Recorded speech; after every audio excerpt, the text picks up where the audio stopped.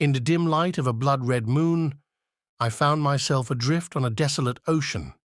D.C., once tranquil, had transformed into a monstrous beast, its waves clawing at the sky like the gnarled fingers of a vengeful spirit. A chilling breeze swept across D's surface, whispering secrets of forgotten horrors, screaming for help but could find